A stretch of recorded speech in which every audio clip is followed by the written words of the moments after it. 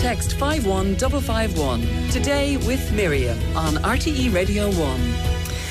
Over 31 million people passed through Dublin Airport in 2018, record-breaking figures. Well, 2019 looks set to be just as busy with air travel post-Brexit, drone regulation and another runway, all likely to come to a head. Well, to discuss all that and lots more, the Chief Executive of the Dublin Airport Authority, Dalton Phillips, joins me in studio. Good morning, Dalton. Good morning, Miriam. Thanks so much for being here. You took over in October 2017, I think, but your earliest memory of Dublin Airport actually goes back much further, doesn't it? Oh, I've had a long association with the airport. I mean, I left Ireland at the end of the 80s, like so many did, 20% unemployment, and as you said, recently came back. But I was fascinated to come back because it's a very interesting multinational, and it's a sort of a bit of a hidden gem in many ways. But I was also totally fascinated with aviation. My parents had been pilots. My mother was a pilot. My father was a pilot. Both my grandparents. And it just shows how things have changed. I remember as a kid, my mother doing her first solo. And the first solo is when the instructor hops out of the plane and leaves the student to do their trip on their own. Yeah. And she kicked me, and I was in the plane as well, got kicked out, sat on the grass with my sister. My mother went off and did her solo flight. I mean, to think today in Dublin Airport, you'd never be left. That's remarkable, though. So there's a lot of aviation. Yeah, and I got my own pilot's license when I was about 19 as well. So I've been totally fascinated by it. And I have an office which looks out onto the apron. So I see the planes coming and going all day. I'm fascinated by it. And where did the aviation interest come in your own family, though? Like, why was your mother flying?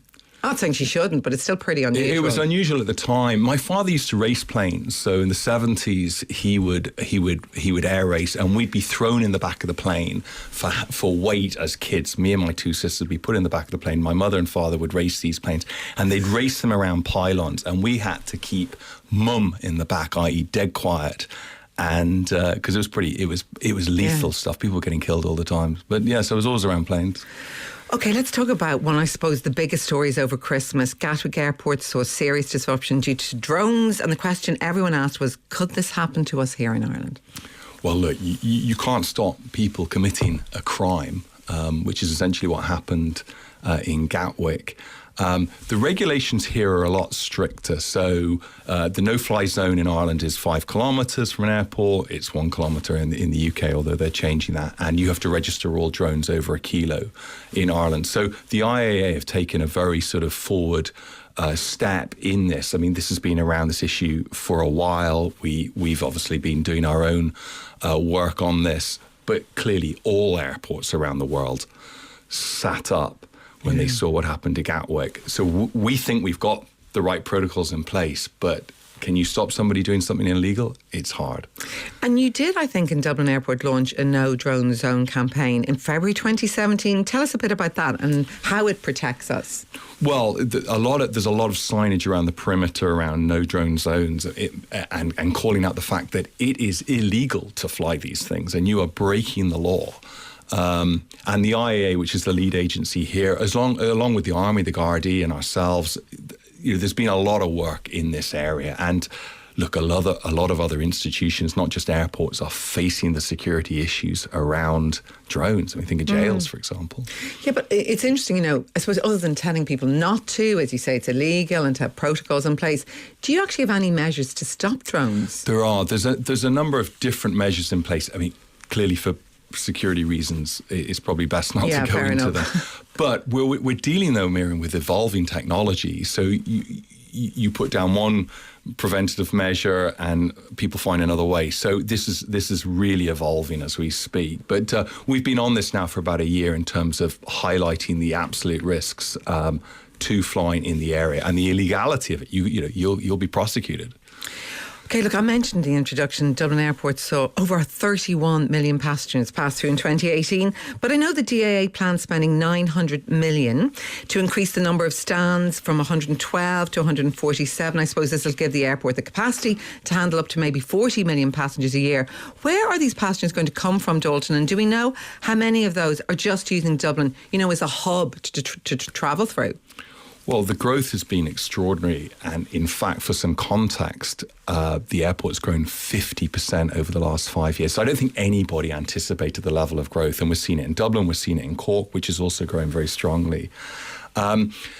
We have a unique place on the globe. If you think back to your primary school education and your teacher had a globe on her desk or on his desk, if you think where Ireland is, if you're crossing from anywhere in Europe to the US on that globe, the Great Circle route, you go over Ireland. So we have a unique situation where we can take advantage of new technologies in aircraft, where you've got narrow-bodied aircrafts that now can come out of Europe into Dublin, hub in Dublin, and transfer people across to the USA. So you're seeing strong growth on the North Atlantic side, but also we're opening up new routes. Look, we opened up 2 routes into Asia last year, Hong Kong and Beijing. I mean, who would have ever thought 5 years ago that we'd be flying into Beijing or Hong Kong? It's extraordinary.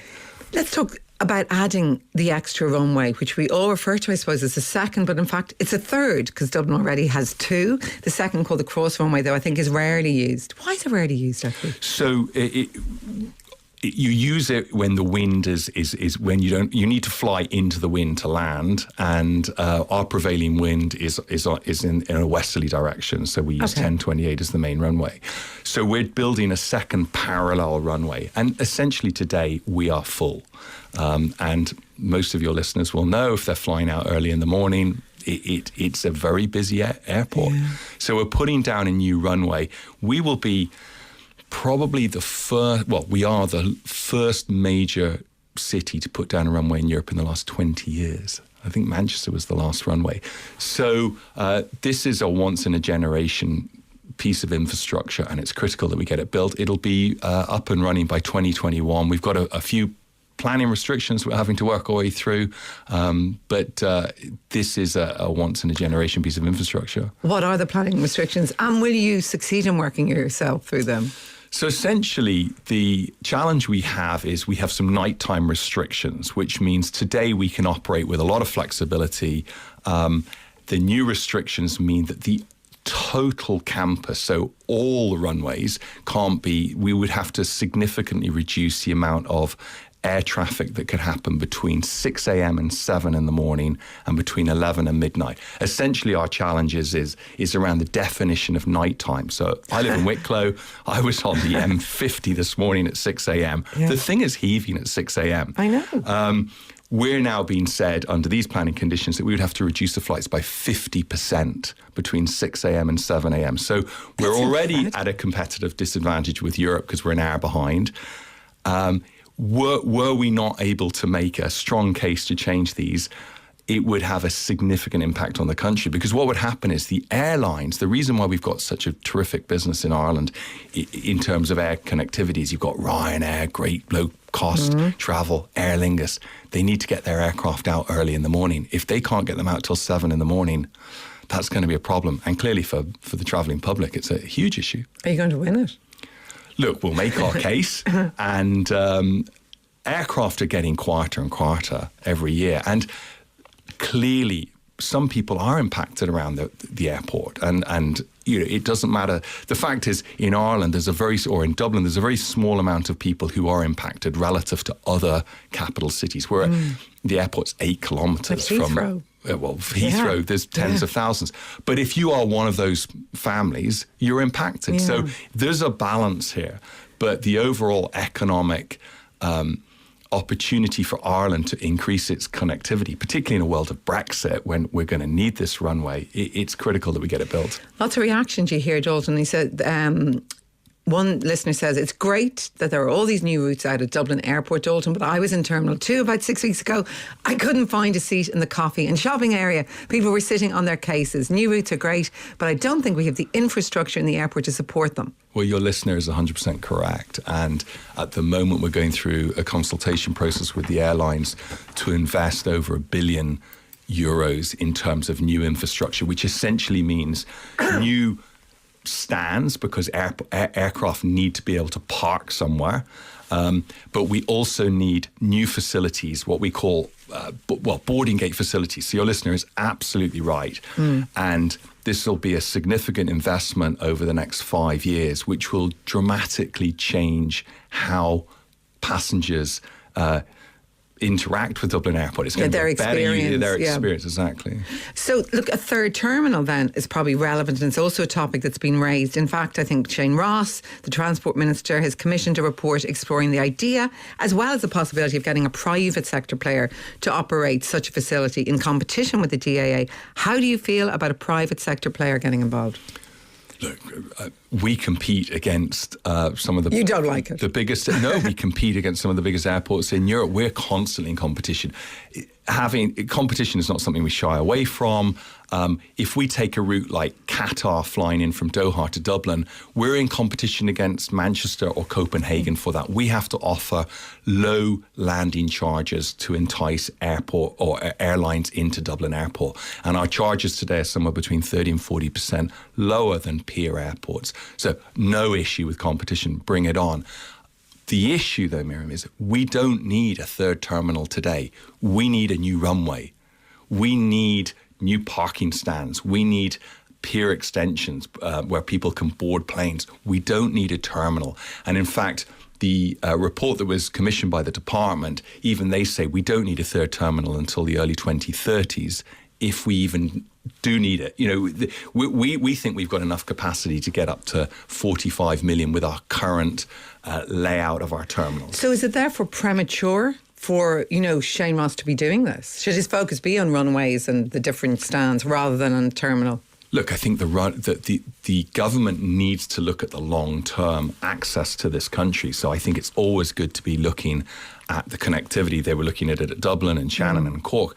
And we need to be thinking further ahead. But today, we need, and I say today, i.e. for the next 10 years, we need to build this current, the runway, the stands, pier extensions. We don't need a terminal. The terminal today is where you check in and when you go through security. That is the definition of a terminal, and we've got ample capacity there. Miriam, can you ask Dalton Phillips to explain what's happening with Aer Lingus in Terminal 2? I understood that in the past all Aer Lingus flights left Terminal 2, but last week heading to London Heathrow, I checked in Terminal 2 as per normal and then had to walk all the way over to Terminal 1 to board the plane, walking past baggage security in Terminal 1 on the way.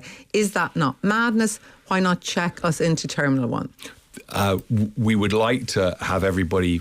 Aer Lingus are predominantly based in Terminal 2. We've got some construction works going on at the moment, which means that we've had to move some of their aircraft over to T1. So I'm sorry for those passengers. It's a relatively temporary measure as we build out some of these new stands. It's another text for you. You probably have no control over this, but what steps are being taken to facilitate increased vehicular traffic access to Dublin Airport? The current road network falls far short of what's needed. One minor road traffic accident in the M1 or M50 and thousands would miss their flights. We work very closely with the NTA. What's been great is that the level of public transport has increased. So public access now to Dublin Airport is 37% of all traffic in is now public transport, which is terrific. I mean, that's just great. Buses. So it's increased significantly over the last 10 years. We've got quite a lot of text now about climate change. I'll read through and just... Air travel will have to be cut 90% in the next 20 years due to climate change. Extra investment is ridiculous. Miriam, will you please ask Dalton about carbon waste and the environmental impact of these gas-guzzling flying machines? And one more from Wexford. Mark in Wexford says, I thought we were trying to reduce air travel to reduce pollution. We're an island and we depend on air connectivity. 86% of the people who move in and out of this country move through Dublin Airport. We're fortunate in Ireland because we have two very strong home-based carriers in Aer Lingus and Ryanair, and they have some of the youngest fleets anywhere in Europe. So on a relative basis, we have a very efficient fleet that flies in and out of the country. In fact, 95% of all aircraft that fly into Dublin are what's called Chapter 4, which is the highest level of terms of environmental level. But we need to do more. I mean, one day aircraft will be solar. We're not there God yet. God knows when. Yeah. When do you think it could go solar? I mean, all the major aircraft manufacturers are playing Working around on with it it, now, yeah. working on it. I think it's going to be some time away. you mentioned Brexit earlier. I mean, the Dublin-London route, it's Europe's busiest route. We all use it constantly. How worried are you about the outcome of a no-deal Brexit? Well, I'm very worried about the overall Dublin UK air route because it's a huge market for us. And if you think overall last year we grew at 6% in terms of Dublin Airport, Cork grew 4%, but Dublin UK grew 1%. So it's versus Europe, which grew at 7%, versus the USA, which grew at nearly 16%. So we're starting to feel the impact over it already. Flights will continue, even in a hard deal scenario. So the EU contingency measures are in place. So passengers don't need to worry. But look, it's desperate what we're all watching going on over there. And as Sterling slides further, it has an impact, and it impacts this country, the length and breadth of it in terms of tourism numbers, for example. And do you have to, in terms of the government preparing in terms of trade for a crash-out Brexit, do you at the airport have to meet a lot now to think about, well, what happens if it is a crash-out Brexit? Yeah, cargo and customs, big impacts. In terms of the travelling public, that will be fine. The flights will fly. The UK and Ireland are obviously very aligned around the common travel aid area. So in terms of the immigration process, we don't foresee any issues even in a hard exit. And yet do you have a plan, I suppose, how to deal with immigration if there's an end to the Irish-British common travel area? So the issues, there is a plan in place, and immigration are on that, but it's going to be around cargo and customs, which is the biggest area of uncertainty. So it's going to play out over the coming months. As I said, the good news is the flights will still be departing, which a number of months ago, Miriam, I have to say, there was real concerns whether the aircraft would be departing the next day in a hard deal. And I suppose you're reliant, of course, on what our government and what deal they do. We know that air travel is one of the areas that Simon Coveney says will be covered by the 45 pieces of legislation needed for a no-deal Brexit. But are you confident that our government has a contingency plan in place that will adequately deal with the fallout? Our interaction with the government has been excellent. And I think they've done a good job in terms of the level of communication to and fro. And look, it's a moving object for them as much as it is for anybody else. So my level of confidence is relatively high. Look, Coveney and the rest of that team know exactly. I think they're doing a good job. I think they're doing a very good job, but they're dealing with something that's pretty nebulous at the moment.